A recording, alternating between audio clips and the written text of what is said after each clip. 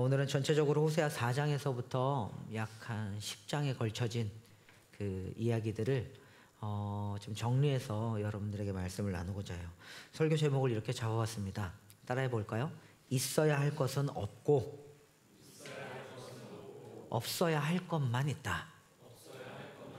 네, 있어야 할 것은 없고 없어야 할 것만 있다.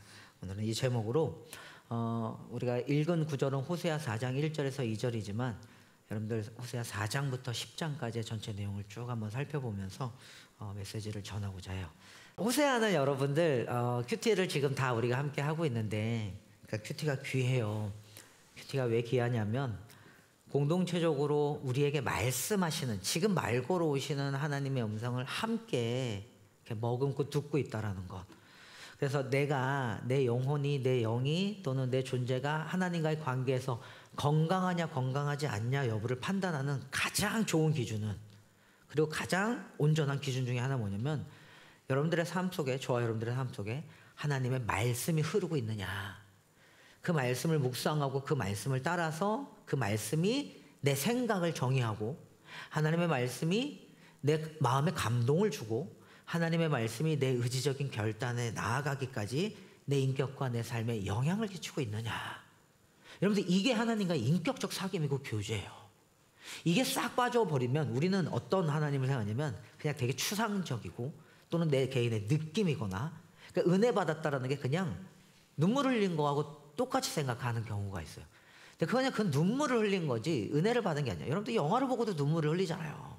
그렇잖아요. 그러니까 은혜를 받은 것을 눈물 흘렸다라고 다 이야기할 수는 없어요. 물론 하나님 앞에 은혜를 받는 이 정서 안에는 눈물을 흘리고 회개할 때 눈물을 흘리면서 회개 눈물을 흘리는 이런 정서들이 분명히 있습니다.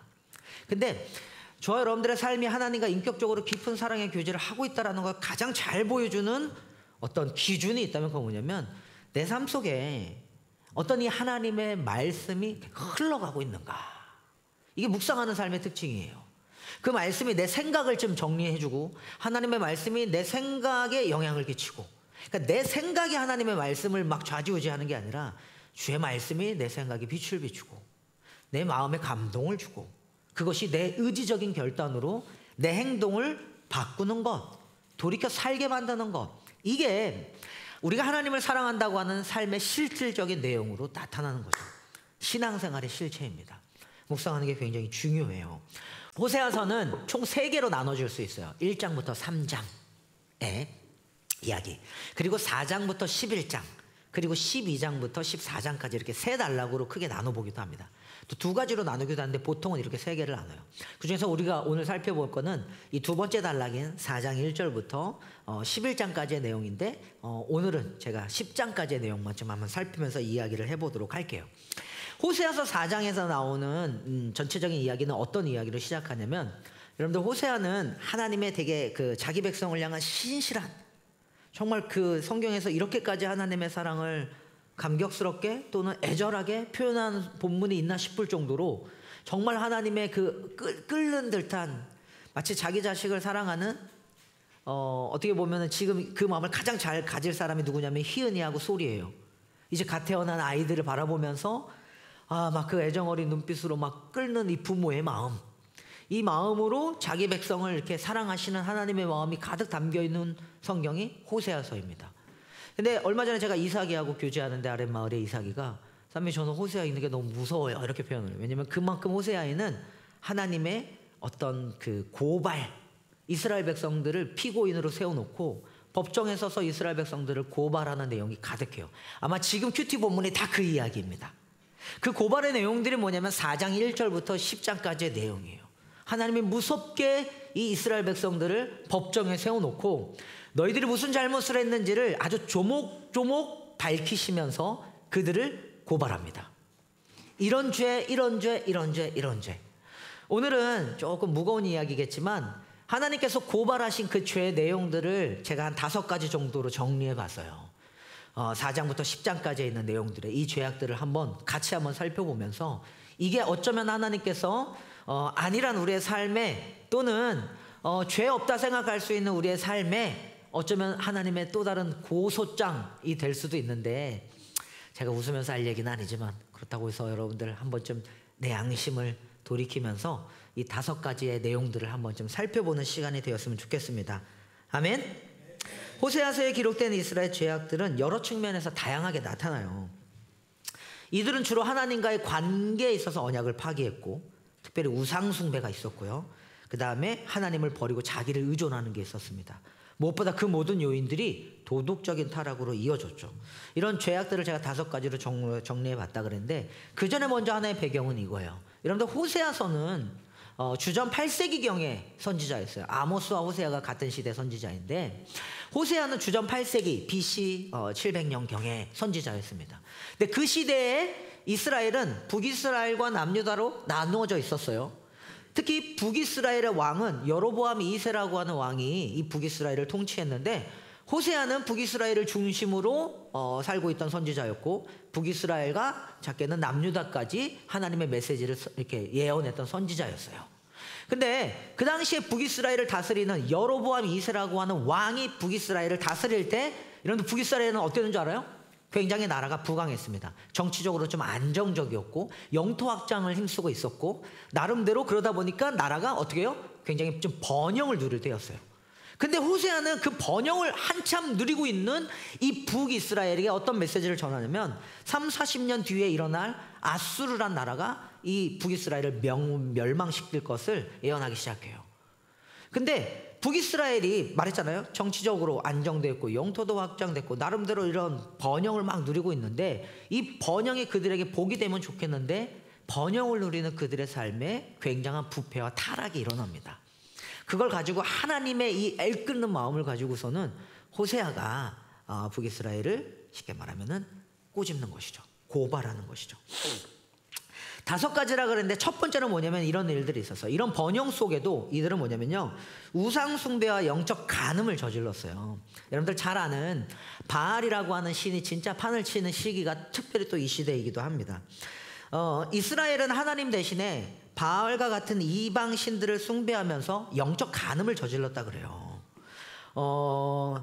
쉽게 말하면은 예루살렘 성전, 남유다에 있는 예루살렘 성전 대신에 북이스라엘, 여러분들 잘 들었을 거예요. 베델과 단이라 그래요.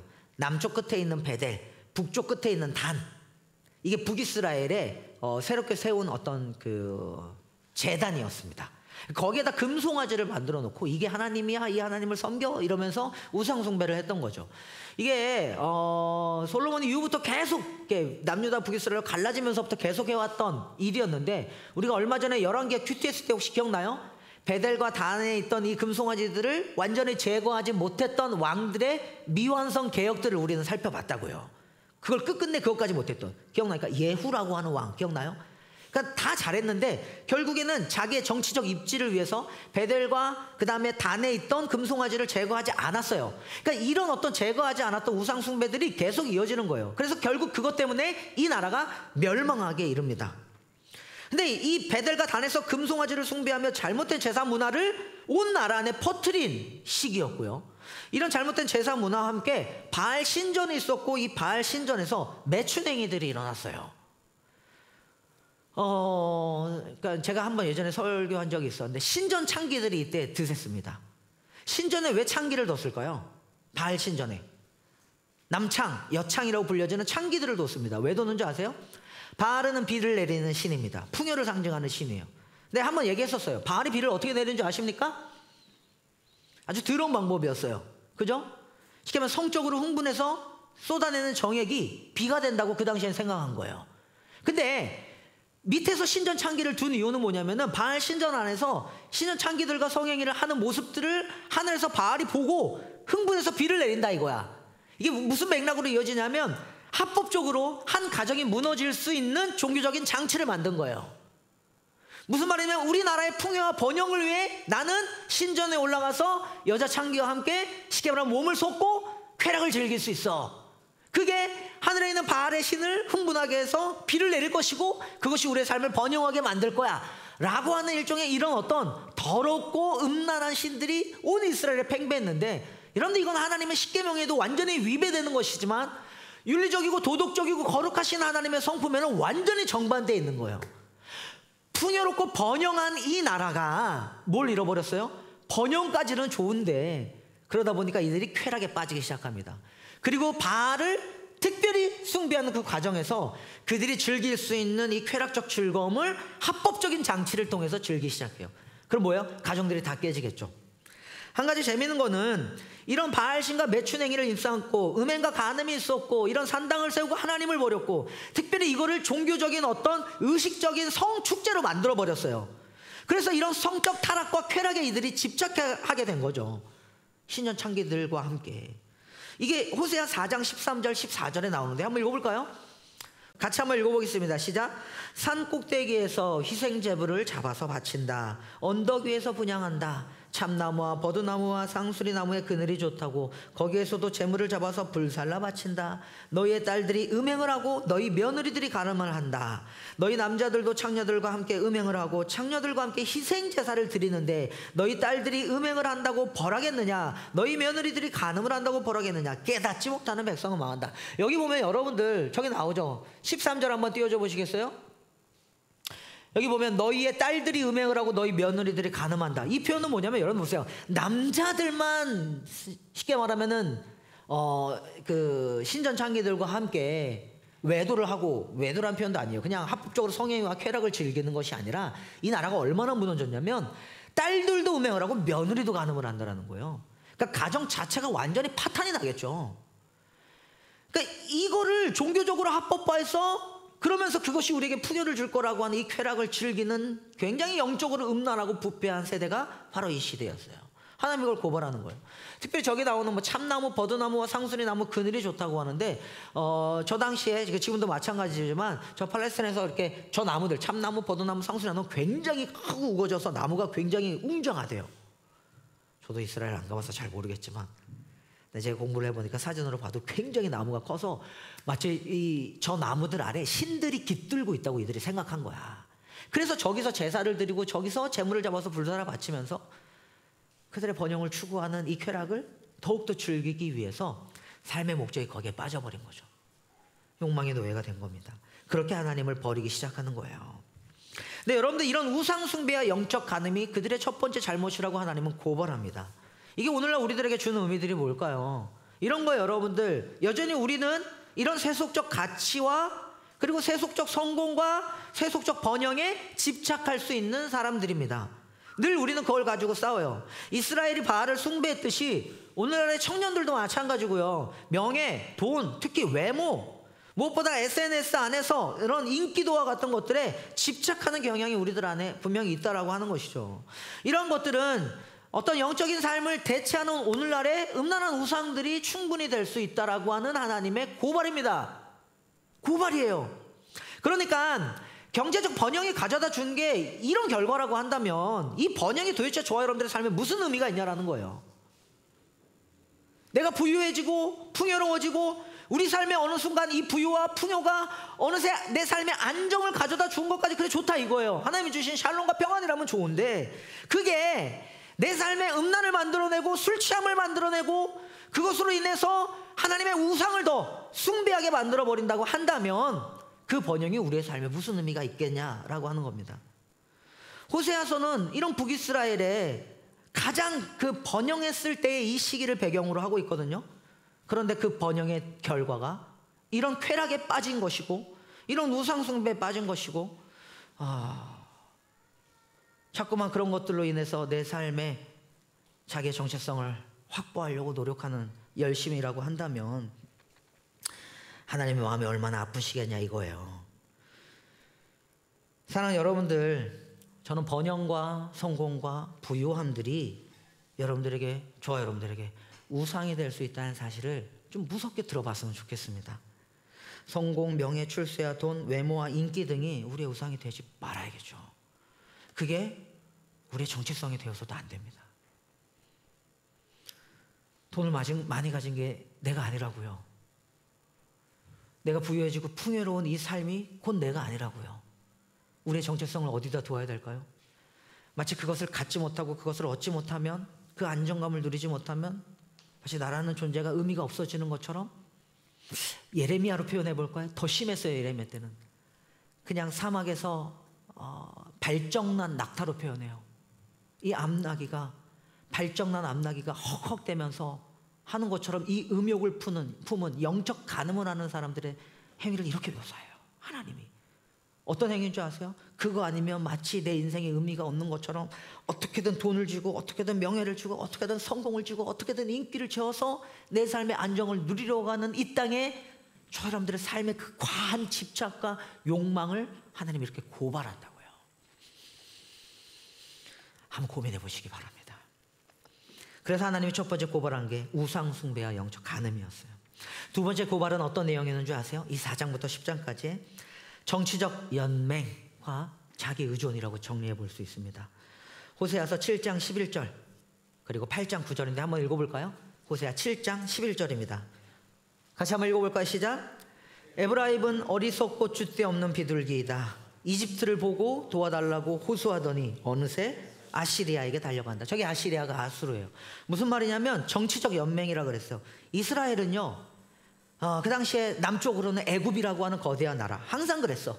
북쪽으로는 아수르라고 하는 이 거대한 나라, 이 애굽과 아수르와 같은 나라와 동맹을 맺음으로 인해서 자기를 보호하려고 그랬어요. 근데 하나님은 이게 너희들의 죄다라고 고발합니다. 이는 왜냐하면 하나님을 의지하지 않는 행위로 선지자에게 규탄받는 거예요.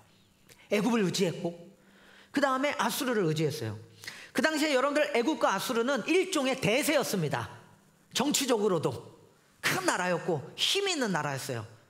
근데 그 애굽과 아수르와 동맹을 맺어서 자신의 안정을 추구하고 자신의 어떤 그 애굽과 아수르를 의지함으로 인해서 좀 살아보려고 하는 그 대세에 한번 끼워보려고 하는 이 북이스라엘의 이 정치적 연맹, 동맹을 맺으려는 행위를 하나님 굉장히 싫어하셨어요. 여기 보면은 이렇게 표현해요.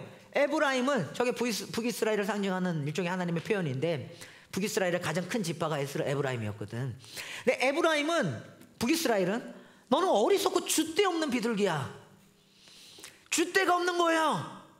그리고 비둘기래요. 나중에 저 줏대 없는 비둘기에 대한 이야기를 내가 혹시 3주 뒤에 한 번 더 설교할 수 있을지 모르겠는데 줏대 없는 비둘기라고 표현해요. 지혜도 없어요. 멍청해요. 무엇보다 중심이 없는 거예요. 이 나라가 조금 크면 거기게 되고 여기 좀 희망이 있어 보면 거기게 되고 근데 그 가운데 하나님을 중심에 두고 뜻을 붙잡고 이렇게 흔들리지 않을 만한 영혼의 깊이 내려진 닻이 없는 거예요. 그러다 보니까 뭐 하면 여기 흔들려서 거기게 돼서 인생의 성공을 꾀하고 뭐 하면 저 이야기 들으면서 저기다 꾀하고 그 잘못된 투자들에 속아 넘어가기도 하고 내 삶이 거기서 파괴되고 부셔짐에도 불구하고 헛된 희망들에 내 모든 것들을 의지하고 의존하면서 마치 그것이 내 삶에 희망을 줄 수 있다고 생각하는 거예요. 그게 이집트였고 아시리아였습니다. 8장 9절을 읽어볼까요? 똑같은 표현이 이렇게도 나와요. 함께 읽어보겠습니다. 8장 9절 시작. 외로이 떠돌아다니는 들나귀처럼 아시리아로 올라가서 도와달라고 빌었다. 에브라임은 연인들에게 제 몸을 팔았다. 이런 거예요. 이 고발들이 하나님이 계속 이어집니다. 그러니까 뭐냐면 그 당시 가장 힘 있어 보이는 애굽과 아수르가 이 북이스라엘의 국운을 결정한다고, 이 나라의 운명을 결정한다고 그들이 생각했던 거죠. 여러분들 이게 우리의 삶에도 여전하다고 있다고 봐요. 그들과 동맹을 맺어야 나는 살 수 있다는 생각이 마치 하나님을 의지하지 않고 하나님을 버리게 만들었다라는 거예요. 사랑하는 여러분들 그런 거 아닙니까? 자기 성공에 대한 과도한 집착과 그로 인해서 이 시대 청년들이 가지고 있는 자기 의존도 또는 내 가정과 그 다음에 내 직장과 일터에서 우리가 꾸려가는 이 30대 40대 나의 인생을 성공이란 거 안에 내가 이렇게 집착해서 구겨놓고 마치 이 세상의 출세와 영달이라고 이렇게 줄 세우기 또는 어쩌면 여러분들 이 영역도 분명히 있어요. 제가 노력하는 여러분들을 너무 비난할 때 죄송하긴 한데 오늘 본문은 사실 그렇습니다. 내 능력과 내 실력을 지나치게 의존하는 것도 사실 여기에 포함돼요. 특히 청년의 때 자기개발과 함께 스스로의 능력에만 의존하면서 하나님의 도움을 구하지 않는 이 지점. 자기개발하는 건 귀해요 여러분들. 근데 그게 너무 지나쳐서 하나님의 도움을 더 이상 구하지 않는 것. 특별히 이 사회가 요구하는 나름대로의 경쟁과 특별히 여러분들 성과 중심 사회잖아요. 그런 사고방식이 과도한 자기 의존을 조장하는 세상에 우리 살고 있다고요. 그러니까 어느 정도의 금액이 통장에 쌓여있지 않으면 내 삶이 불안한 거야. 이 불안을 해결하기 위해서 더 많은 돈을 쌓기 위해서 때로는 하나님을 버려가면서까지 내 인생의 중요한 선택들을 해나가는데 그게 한 번인데 하나님은 이거를요, 영적 간음이자 우상 숭배이자 그 다음에 아수르와 이집트를 의지하고 살아낸, 그것이 너의 삶의 행복과 번영을 줄 수 있다고 생각하는 지나친 착각이라고 고발하는 거라고요. 하나님이 우리를 법정에 세우셔서. 저는 이 고발에 찔린 지난 한 주를 보냈습니다. 이 고발이 저를 찔렀어요. 어떤 거였는지 아세요? 제가 여러분들 이번 주에 다녀왔던 모임이 하나 있었습니다. 프레시 무브먼트라고 하는 우리나라에서 선교적 교회 운동을 가장 크게 하는 굉장히 큰 모임이었어요. 거기에 갔더니 내노라 하는 목사님들 거기 다 있었어요. 참 감사했던 건 저희 시심이 약 한 35명에서 40여 명의 목회자들이 전국에서 모였습니다. 세계에서 모였어요. 뉴질랜드에 오신 분도 있고, 제레미 목사님은 서핑 처치라고 하는 특수한 선교 사역으로 거기에 초대되었고, 저희는 교회 개척과 공동체 사역이라고 하는 시냇가 시문교회라고 하는 곳으로 저희 교회가 초대됐어요. 그러니까 제가 가서 여러분들의 이야기를, 또 우리 교회 이야기를 거기서 20분 동안 PT하는 시간이 있었습니다. 역시 우리 우디가 나왔고 다들 좋아했죠. 근데 갔더니 내노라 하는 목사님들이 우리나라에 있어요. 그래서 막 이렇게 부산에서 성시아 운동하면서 학교 신앙 불시 운동을 크게 일으키시는 분, 그 다음에 학원 선교 크게 하시는 분, 이렇게, 그 다음에 교회 개척으로서도 나름대로 막 그 새롭게 하소서 이런 분 영상에 나오셨던 분들, 무엇보다 홍대에서 제가 개인적으로 교회를 개척해 나가는 가운데 한편으로는 조금 동경하면서 개척을 공부했던 개척 선배들, 그래서 뭐 우리 그 나의 교회 곽병훈 목사님이나 특별히 그 홍대에 지금 청년들만 한 350명 이상 모이는 남빈 목사님이 목회하시는 우리 그 뉴송 처치라든지 굉장히 좀 이런 어떤 선교적 교회로서 큰 교회들의 목사님들이 나름 다 모였어요. 근데 이제 이분들과 함께 이 자리에 서면서 제가 괜히 와, 우리가 여기까지 왔나 막 이러면서 한편으로는 기분이 좋기도 하고 막 으쓱하기도 하고, 그럼 괜히 그런 데 가면 뭐 하고 싶어져요? 내가 좀 그러니 이렇게 같이 사진도 한번 찍어보려고 하고 뭐 이런 게 있겠지. 막 번호도 주고받고 싶고. 제가 솔직하게 부끄러운 얘기를 하는 거예요. 좀 그랬다고 제가. 네, 여러분들 이게 무슨 얘기인 줄 아세요? 그러면서 저는 호세아를 사실은 이제 좀 미리 쭉 읽어보거든요. 큐티 본문들이 있거나 하면은 아무래도 목사는 한 번 더 읽고 다시 큐티를 들어가잖아요. 그럼 전체적인 흐름들을 아니까 이 말씀이 저를 이렇게 되게, 이게 뭐라고 표현하지? 되게 이렇게 좀 수치스럽고 부끄럽고 쪽팔리고 아프게 이렇게 꼬집는 말씀이었어요. 애굽을 의지하고 아수르를 의지한다라고 하는 이 하나님의 말씀이. 그게 무슨 말이냐면, 저는 절대 그 귀한 목사님들을 절대 무시하는 게 아니에요. 그건 그분과 상관없습니다. 이건 제 내면의 문제였어요. 무슨 말이냐면, 이 내노라는 사역자들과 제가 어깨를 나란히 하면 마치 그들 그룹에 내가 있다고, 여러분들 그런다고 내 정체성이 달라지는 건 아니잖아요. 그렇잖아요? 그렇다고 시냇가 시문교회가 무슨 뭐 대단해지는 것도 아니고, 저희 교회가 그들과 무슨 어깨를 나란히 한다고 뭐 이런 것도 아니란 말이에요. 그래서 저는 그랬던 것 같아요, 여러분들. 내 내면에서부터 뭐냐면 하나님과의 깊은 관계, 하나님에 대한 전적인 의존이 참된 나의, 그리고 우리 교회의 정체성을 부여하는 것인데, 이 참된 자유를 가져다 주는 것이 바로 내 내면의 깊은 곳에서 하나님과의 관계에 있는 것인데, 마치 내가 그들과 어깨를 나란히 해야지만 한국교회에서 좀 인정받는 것 같은 이상한 일종의 허세들, 이게 내 안에 있는 더러움으로 보여지면서 목요일 밤에 혼자 불 피우다가 너무 쪽팔린 거예요. 하나님, 제가 뭘 한 거죠? 내가 지금 누구를 의지하고 있는 거죠? 여러분들 이런 거 없으세요? 애국과 아수를 의지한다라는 게, 여러분 보세요. 내 집이 한 평수 더 넓어야지 나는 흔히 말하는 그들과 같은 라인업에 서 있는 겁니까? 내가 직장에서 이만큼 올라가야지 나는 그들과 같은 라인업에, 그게 내 정체성을 부여하는 거예요? 내가 얼마나 가져야지, 내가 얼마나 많은 사람들과 함께 해야지, 얼마나 영향이 있는 사람들 곁에 서서 이 세상에서 나름대로 좀 알려지는 유명 인사가 되어야지 내가 일종의 어떤 그들과 같은 정체성을 가진 내 자아를 형성하는 거예요. 이게 굉장히 잘못된 거라고요. 그렇지 않습니까? 우리 모든 것들로부터 자유할 필요가 있는 것 같아요. 하나님이 찌르시는 중요한 한 말씀이었던 것 같습니다.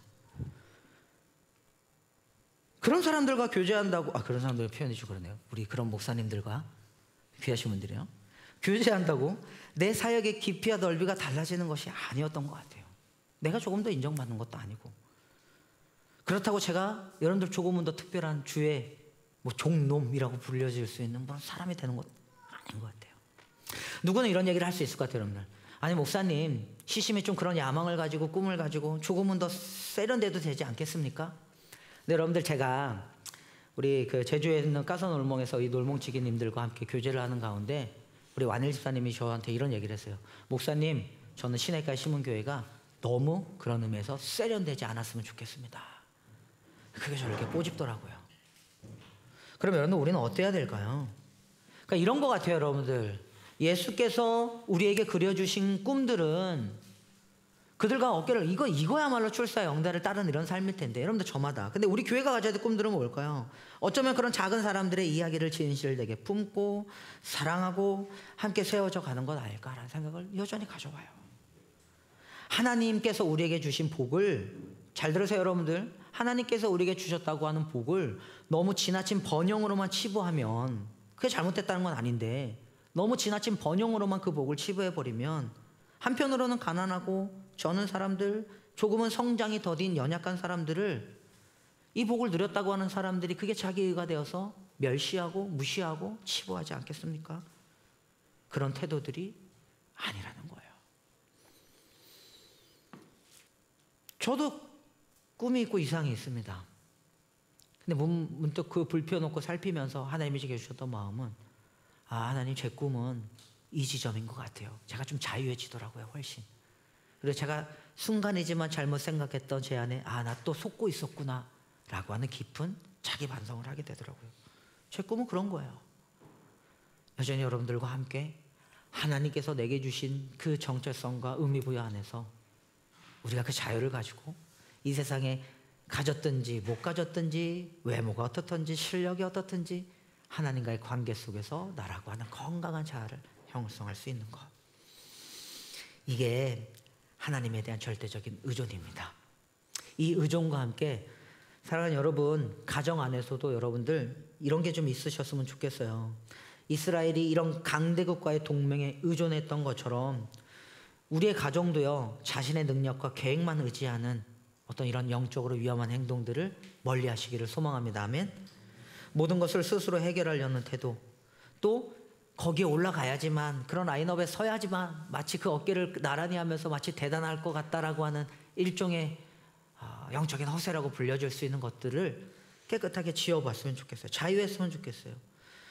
그래서 우리의 결혼 생활과 가정 가운데서 하나님께 기도하며 하나님의 지혜를 구하며 서로를 위해서 기도하는 거룩한 습관들을 만들어가는 저와 여러분들이 되었으면 좋겠는 거죠. 아멘. 두 번째였습니다. 세 번째 고발은 뭔지 아세요? 세 번째 고발은 이런 거였어요. 율법과 하나님을 아는 지식을 이들이 거부했다고 하는 하나님의 고발이었습니다.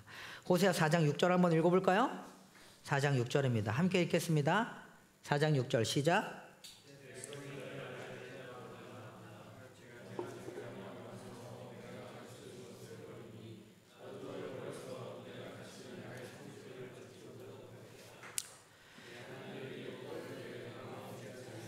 나도 내 아들 딸들을 마음에 두지 않겠다. 이거 진짜 무서운 말씀인데 그거 좀 보세요, 여러분들. 오늘 선지자가 이런 고발이에요. 여러분들 잘 들어보세요. 이스라엘 백성들이 번영했잖아요, 북이스라엘. 근데 이 번영이 가져온 결과가 쾌락과 즐거움과 이런 욕망을 추구하면서 우상을 숭배하는 것으로 빠지고, 그러면서 정치적으로 뭔가 있어 보이는 애국과 아수를 의지하면서 그 라인업에 함께 서고자 하는 이런 열망들을 빠지면서 결국에 어떤 결과를 가져오냐면요, 하나님에 대한 거부, 하나님을 아는 지식이 이제는 더 이상 내 삶에 불필요하다라는 것으로 완전히 변질되어져 버렸습니다. 그러니까 굳이 하나님을 불편하게 섬기면서 이들이 고생할 필요가 없는 거예요. 그래서 이스라엘 백성들은 오늘 본문에 나온 것처럼 하나님을 아는 지식과 율법을 버렸다고 이야기합니다. 이게 호세아 4장 6절의 말씀이에요. 사사로운 욕망과 그들은 쾌락에 빠졌습니다. 그 결과가 만들어준 것은 뭐냐면요, 사회 전반의 부정과 부패가 만연하게 되었다고요. 저는 여전히 대한민국 사회에서도 특별히 여기 보면은 제사장들이 하나님의 아는 지식을 가르치지 않았다 그러고, 법을 아는 사람들도 하나님을 아는 대로 행동하지 않았다고 얘기해요. 특별히 여러분들 우리 안에 여기 보면은 이 제사장들을 향한 고발이 있는데, 말씀을 가르치는 자가 온전히 가르치지 않았던 것도 분명히 있고요, 그 가르침을 온전히 이들이 하나님을 아는 지식을 잃어버릴 정도로 관심 없었던 백성들의 태도도 마찬가지입니다. 하나님을 알려고 하지 않는 거예요. 그 결과가 뭐냐면 사회 전반에 가져다주는 부정과 부패라는 거죠. 분명히 하나님은 이 세상에 우리로 하여금 소금이라고 말씀하시고 빛이라고 말씀하시는데, 그런 우리의 삶에 하나님을 아는 지식을 상실함으로 인해서 가져온 부패한 생활들이 있는 겁니다. 보시면 이런 거예요. 하나님을 향한, 하나님을 아는 지식에 대한 거부는요, 무관심한 신앙생활로 이어집니다. 오늘날에도 많은 청년들이 바쁜 신앙생활 속에서, 바쁜 생활 속에서 신앙을 우선으로 밀어내려는 경향이 상당히 많습니다. 가끔 제가 오늘 본문을 또 준비하면서 굉장히 두려웠던 건 뭐냐면, 한편으로는 조금 느슨한 우리 공동체의 예배 생활과 한편으로는 조금 느슨한 우리 공동체의 신앙생활이 한편으로는 여러분들에게 마치 이런 거예요. 신앙생활이라고 하는 것을 내 삶의 우선순위에서 이렇게 좀 차선으로 두게 만드는 것을 조장하는 되게 나쁜 제사장이라는 표현도 웃기지만 그런 목회자가 내가 아닐까라는 좀 두려운 마음도 저는 갖고 있어요. 여러분들, 우리 그러지 맙시다. 많은 청년들이 바쁘다고 하지만 가장 중요한 신앙의 우선순위는 지켜내야 되지 않을까요? 예배와 기도보다 그들은 뭘 찾는 줄 아세요? 즉각적인 즐거움을 찾는 거예요. 쾌락을 찾는 거예요. 그러면 교회 오는 목적이 예배하기 위함이 아니라, 하나님과 연결되어지기 위한 게 목적이 아니라, 여기 오는 목적이 그저 편리하고 그냥 내 마음을 좀 만져주는 나로는 감동이 있거나, 아까 말했죠, 은혜와 비슷한 거예요. 은혜와 은혜 비슷한 건 완전히 다른 겁니다. 그건 그냥 은혜 비슷한 감정이에요. 또는 여기 만나는 사람들이 좋은 거예요. 그 따뜻함이 좋은 거고, 그것이 그냥 다인 겁니다. 근데 거기에 뭐가 없어요? 하나님을 향한, 하나님이 내 인생의 주인 되신다고 하는, 거룩하게 하나님을 경외하면서 높이 올려드리는 깊은 하나님으로부터 올라가는 신앙이 다 사라진 거죠. 이게 뭔지 아세요? 여러분들, 신앙은 단순한 전통이 아니라 삶의 근본적 방향과 의미들을 우리에게 제시해요. 그래서 하나님을 아는 지식이, 아까도 제가 서두에 말씀드렸지만 우리의 삶의 중심이 되어야 하는 것은 여전히 우리에게 너무 중요합니다. 이를 위해서 다시 말씀드릴게요. 지속적인 말씀 묵상과 기도가 필요합니다. 저 보세요. 저 뒤에 우리 방송실 잘 봐봐요. 큐티 합시다. 아멘. 아멘. 아무도 안 하네. 큐티 합시다. 큐티 합시다. 묵상합시다. 하나님은 아는 지식을 삶의 중요한 우선순위로 정하라. 저 보세요. 남는 시간 쪼개서 하나님 섬기지 말고 먼저 하나님께 내 시간을 들여서 주님을 섬기자고요. 아멘. 굳이 그 남는 시간, 그냥 불필요한 시간들을 이 사투리 시간 하나님께 갖다 바치면서 예배라고 여러분들 치부하지 마시고, 그것으로 예배 드렸다고 스스로 자위하지 마시고, 하나님께 거룩한 시간을 먼저 떼어드리고 그것으로 하나님을 경건하게 섬기시라고요. 이게 하나님의 고발의 내용이었다고요. 아멘. 이게 뭘로 이어지는 줄 아세요? 이 짜투리 시간을 드리는 이 신앙생활이 이어지면 결국에는 신앙의 무관심으로 이어집니다. 그것이 만들어주는 건요, 부부의 영적 성장이 부족해집니다. 영적인 영향이 결핍이 와요. 가정의 영적 성장이 부족해져요. 어느 순간, 어느 시점에 가정과 부부들이 더 이상 하나님을 중심에 두고 대화하지 않아요. 영적 교제가 사라집니다. 가정이 무너지는 거예요. 무너지면 뭐겠어요? 다시 말씀드릴게요. 순간적인 즐거움만 가져다 주는 쾌락에 빠지게 된다고요. 이스라엘은 하나님을 잊고 이 세상적인 길로 빠졌습니다. 우리 가정과 부부의 관계도 마찬가지예요. 바쁜 일상 속에서 이 영적 성장을 소홀히 우리가 여길 수 있는데, 기도와 예배를 함께 하지 않는 부부는, 잘 드세요 여러분들, 기도와 예배를 함께 하지 않는 부부는 하나님과도 여러분들 멀어질 수 있지만 서로도 멀어지게 됩니다. 가정은 깨져요. 자녀들은 아닐까요? 내 자녀들과 함께. 그래서 여러분들 함께 부부가 예배에 참여하고 은혜를 나누고 말씀을 나누는 시간을 가졌으면 좋겠어요. 이거를 남는 시간이 아니라 우선순위를 정해두시라고요. 일주일에 한 번 정도는 밥 먹는 테이블에 부부가 앉아서 같이 말씀을 좀 읽어보거나. 여러분들 그거 아세요? 정옥이 내가 시심에 와서 참 좋았어. 근데 정옥이 내가 시심에 오는데, 상필이 형이랑 정옥이랑 같이 오는데, 이런 안양에서부터 옵니다. 멀리 오죠. 그래서 저는 늘 물어요. 그 멀리 오는데 이렇게 고생이야. 그랬더니 여러분들 정옥이랑 그 상필이가 하는 말이 뭔지 아세요?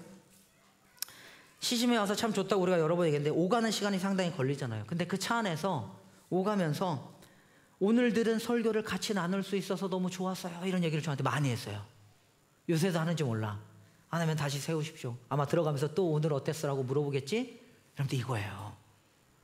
아내가 남편에게 오늘 설교 어땠어? 오늘 본문 어땠어? 같이 나 여보 묵상했는데 이 본문 어때? 근데 남편이 부부끼리 그런 거 묻는 거 아니야, 왜 이래, 마귀 그럼 가정을 무너뜨린다고요.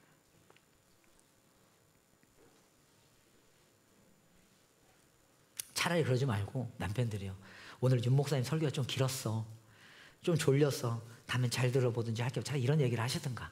그래도 설교와 관련되게 나누십시오. 아멘. 부부들끼리 이 하나님을 아는 지식에 대해서 여러분들의 가정을, 여러분들의 삶을 우선순위를 먼저 떼어두고 구별해서 지키는 은혜가 있길 소망합니다. 아멘.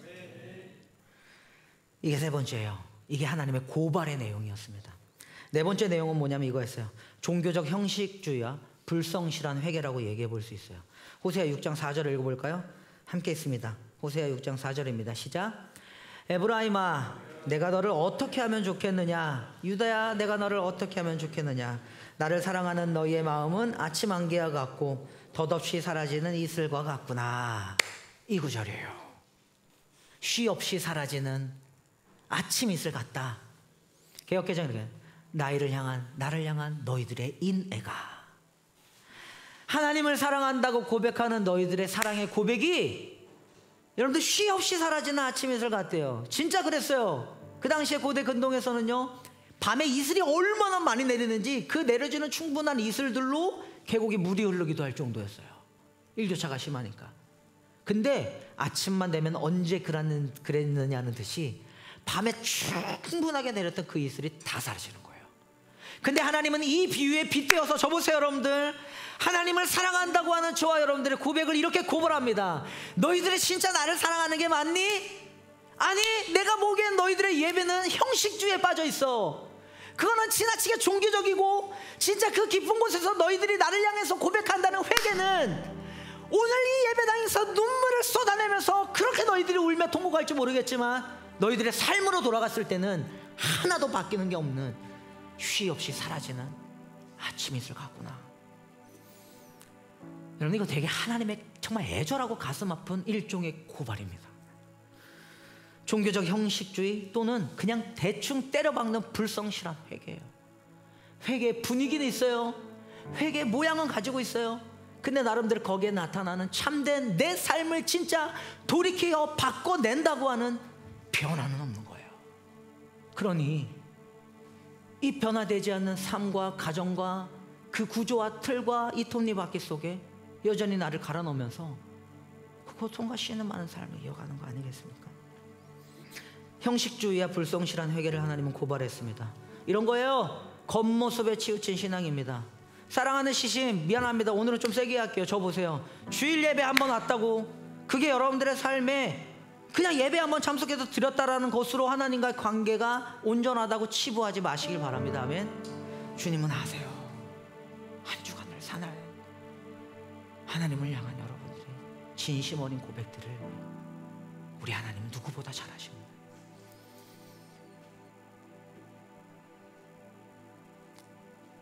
습관과 의무로 여겨지는 종교생활이 떠나기를 간절히 소망합니다. 아멘.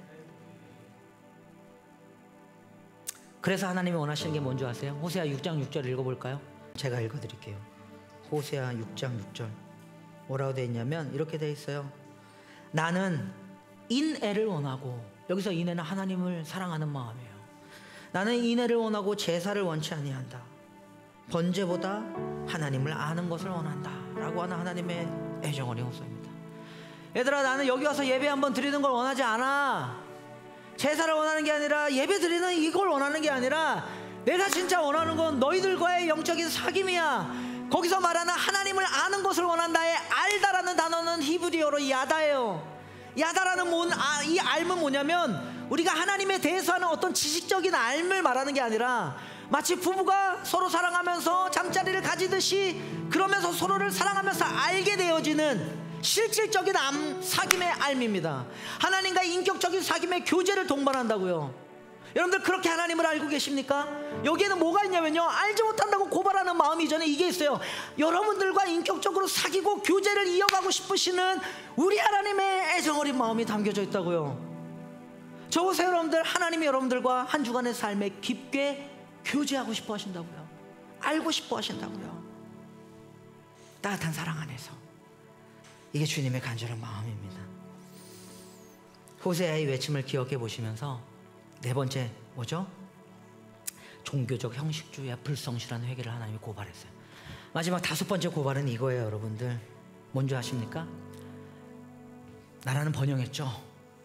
딱 봐도 제사장들도 지도자들도 쾌락에 빠졌고 부패했고, 그리고 그들이 다 쉽게 말하면 그런 어떤 그 삶에 있어서 영적으로 도덕적으로 음란하고, 나라가 진짜 번영은 했지만 망하기 일보 직전인 것 같아요. 그 결과는 뭘까요? 하나님의 고발이 이겁니다. 여러분들 이건 좀 크게 잘 들어보셨으면 좋겠어요. 뭔지 아세요? 이 사회적 부패와 불의를 하나님은 고발하셨어요. 여러분 이거 우리 들어야 됩니다. 경제적 번영 속에서, 이런 경제적 번영과 풍요로움 속에서 지도자들이 술 취하고 방탕하고 쾌락에 빠져있고 우상숭배에 빠져있는 그때에 어떤 사람들이 착취당하는 줄 아세요? 가난하고 사회적 약자들이 이 부정과 부패와 음란함에 착취당하는 거예요. 아무도 그들의 삶을 돌보지 않는 거예요. 그래서 하나님 호소합니다. 공의가 무시되었다. 지도자들은 백성들을 올바른 길로 인도하기는커녕 이 백성들을 타락의 길로 빠지게 한다. 그게 호세아 10장 1절부터 4절인데 한번 읽어볼게요. 호세아 10장 1절에서 4절입니다. 같이 한번 읽어보겠습니다. 시작. 이스라엘은 열매가 무성한 포도동굴, 열매가 많이 맺힐수록 제단도 많이 만들고 토지의 수확이 많아질수록 돌기둥도 많이 깎아 세운다. 그런데 그들의 마음이 거짓으로 가득 차 있으니 이제는 그들이 죄값을 받는다. 하나님이 그들의 제단을 파괴하시고 돌기둥들을 부술 것이다. 우리가 주님 두려운 줄 모르고 살다가 임금도 못 모시게 되었지만 이제 임금이 있은들 무엇에다 쓰랴 하며 한탄한 날이 올 것이다. 이게 가난한 백성들의 탄식이었어요. 임금은 자기 백성을 보호하고 돌보면서 이 한 나라의 왕이 가난하고 연약한 자들을 위해서 애썼어야 됐는데, 더 이상 그 왕으로부터 아무 보호를 받지 못하는 백성들의 억울한 하소연이었다고요. 한탄한 날이 올 것이다. 4절입니다. 시작. 그들은 빈 약속이나 일삼고 거짓 맹세하며 쓸모없는 언약이나 맺는다. 그러므로 밭이 랑에 도단한 독초처럼 불의가 퍼진다. 온 나라에 불의가 가득한 거예요. 여러분들 이게 이런 개인주의와 무관심, 이런 쾌락에 빠져버린 이스라엘 사회의 부패처럼 현대 사회에서 여러분들 우리가 내가 번영하고 내가 평화롭고 내가 안정을 누리는 어느 시점에 자기 중심적인 사고에 빠져서 약자에 대한 무관심을 문제 삼을 수 있다라는 얘기예요. 하나님이 성공과 경쟁만 추구하다 보면 타인과 공동체에 대한 관심이 당연히 사라지지 않겠습니까? 하나님은 성경 곳곳에서 너희는 공의와 자비를 실천하라고 명령하세요. 청년들이, 그리고 저와 여러분들이 타인을 돌보고 정의를 추구하는 삶을 살도록 하나님 우리를 고발하면서 반대로는 도전하신다고요. 관심이라고요. 이는 하나님의 사랑을 우리가 실천할 수 있는 아주 구체적인 방법입니다. 우리가 하나님의 사랑을 어떻게 실천할까요? 우리 주변에 있는 연약한 사람들과 그들의 형편과 서사와 이야기를 듣고 실질적으로 관심을 가지는 거예요. 여러분들 이 일을 줘보세요. 이 일을 너무 교회에 맡기지 마시기 바랍니다. 교회가 알아서 하겠지 이게 아니라 여러분들이 하셔야 돼요. 스스로 하셔야 됩니다. 가정에서 하셔야 되고 여러분들의 일터에 한 개인이 하셔야지 이거를 교회에 맡기지 마십시오. 교회는 그것을 같이 공동으로 모아서 함께 교회적인 일들로 이뤄갈 수도 있어요. 그런데 이 일은 여러분들 한 개인의 하나님이 주신 고발과 함께 주어진 일종의 거룩한 명령입니다. 그래서 서로 돌보는 사랑을 실천했으면 좋겠어요. 그런 어떤 우리나라의 사회적인 문제들을 함께 여전히 이 부패한 가운데 있는 누가 이 나라를 그렇게 붙잡고 품고 기도하면서 싸워갈까요? 연약한 사람들에 누가 나아갈까요? 하나님의 지식을 알고 하나님을 뜨겁게 사랑하고 그 은혜와 사랑을 누린 하나님의 사람들이 세상으로 나아가 이 부패와 불의, 개인주의와 무관심에 빠진 이 시대와 함께 싸워야 되지 않을까라는 강한 도전을 받아봅니다.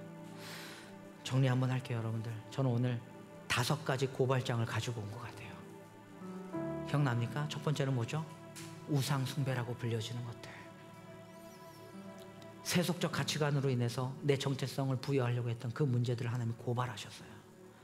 두 번째는 뭐죠? 아수르와 애굽을 의지했던, 마치 그들과 어깨를 견주면서, 근데 그게 결국 자기 의존으로 이어져서 하나님을 더 이상 의지하지 않도록, 내가 계획을 세울 때 더 이상 하나님께 묻지 아니하고 뭔가 일을 펼쳐나갈 때 하나님께 구하지 않는 우리 가정의 어떤 모습을 꼬집어 보면서 하나님 우리를 책망하셨던 부분들이 있어요. 세 번째 뭐죠? 하나님은 아는 지식을 잃어버렸다. 사랑하는 시심, 말씀을 바로 펴시기 바랍니다. 남는 시간 쪼개서 섬기지 마시고 구별하셔서 먼저 드리시는 저와 여러분들이 되기를 소망합니다. 아멘. 네 번째 뭐죠? 형식주의적인 회개, 그냥 겉모습만 있는 종교생활. 다시 한번 우리의 삶을 살펴보시고 우리가 인격적으로 교제하고 싶은 하나님 마음으로 우리가 일어서길 간절히 소망해요. 마지막 다섯 번째 뭡니까? 사회적 부패와 불의에 대한 하나님의 고발입니다. 주님은 이 책임을, 저 보세요 여러분들, 주님은 이 사회적 부패와 고발에 대한 책임을 누구에게 맡기셨다고 저는 생각하는 줄 아세요? 제가 성경을 읽어보니까 나라의 법 잡은 자들과 지도자들에게만 맡기지 않으셨어요. 하나님은 자기 백성들에게 맡기셨습니다. 주님은 그리스도인들로 하여금 너희는 세상을 썩지 않게 만드는 소금이다라고 말씀하셨지, 다시 하나님은요 저와 여러분들을 대상으로 해서 소금이라고 말씀하셨지, 세상에 있는 비그리스도인들을 그들을 바라보면서 소금이다라고 말씀하지 않으셨어요. 무슨 말이냐면 이 세상의 부정과 부패와 불의와 싸울 사람들은 하나님의 자녀된 저와 여러분들이라고요. 그게 어디에서요? 가정에서요, 일터에서요, 여러분들이 만나는 사람들과의 관계 속에서요, 특별히 우리가 이 세대를 흐름을 읽어내려가면서 나름대로 하나님께 지혜를 구하면서 일종의 투표를 가진, 권리를 가진, 뭐 좀 과격한 정치를 하라라는 이야기는 아니지만 저는 여러분들 좀 관심을 가지고 귀를 기울 필요가 있다고 생각합니다. 그리스도인들의 의무라고요. 아멘. 이 다섯 가지 고발을 기억해 보면서 하나님 우리의 삶을 돌이켜 다시 한번 이번 한 주 내 삶을 좀 뜯어보겠습니다, 새롭게 나아가겠습니다 라고 하는 귀한 다짐들이 저와 여러분들 안에 있기를 간절히 소망합니다.